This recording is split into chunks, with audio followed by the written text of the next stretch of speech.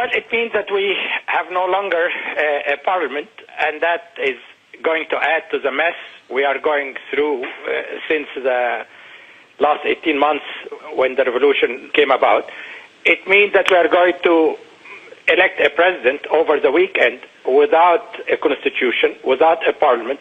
You will have a president with imperial powers, that he is going to be the legislator, he is going to be the executive, which is a total mess in my view. I don't know how we are going to go through it in that fashion. So it crowned 18 months of total mismanagement of the transition from a dictatorship to democracy. When you talk about a leader with imperial powers, that's very frightening, and that, of course, is what many people say that you had before the revolution.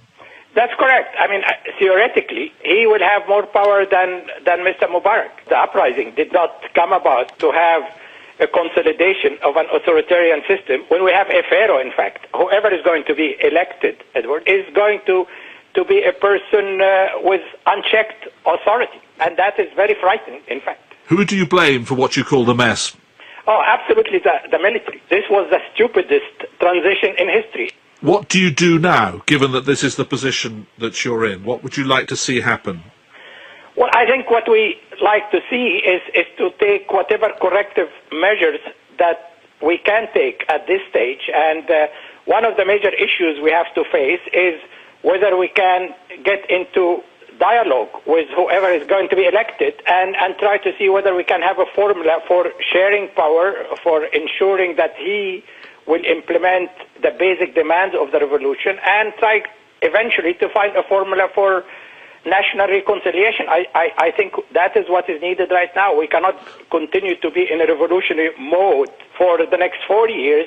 Everybody would lose. So we need to see whether they are ready, whoever is going to get elected, to have a formula by which at least to get the economy jump-started, we get security back in the street, and we make sure that these people understand that the revolution was not just about cosmetic change, but was about a major change in the mode, attitude, and including, of course, people, from the old regime to a new phase in Egypt. And that is really the major issue, whether the youth, who are very depressed right now, are ready to engage with whoever is going to get elected. They see a choice between a rock and hard place right now. There's a lot of depression, a lot of letdown in Egypt right now. The Muslim Brotherhood could be forgiven for feeling depressed and let down, as you put it, because they could say we won fair and square in the elections, and now that has been stolen from us.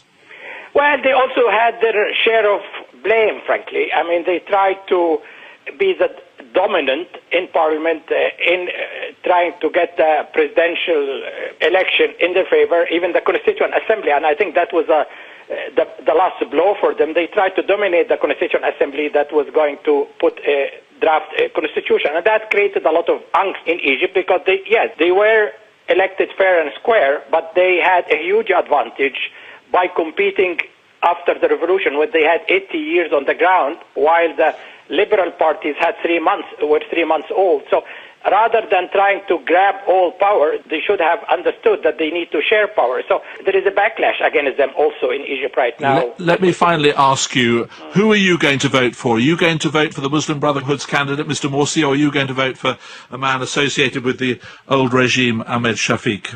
I'm not going to participate in the vote. I didn't take part in the first round of election, and I'm not going to take part in the election this weekend. To me, the whole framework is a sham, Edward. I think what we need to do is to try to see how we restore legitimacy, how we make sure that the revolution goals are going to be implemented, maybe not in the immediate future, but at least in medium term. Mohammed El-Baradei.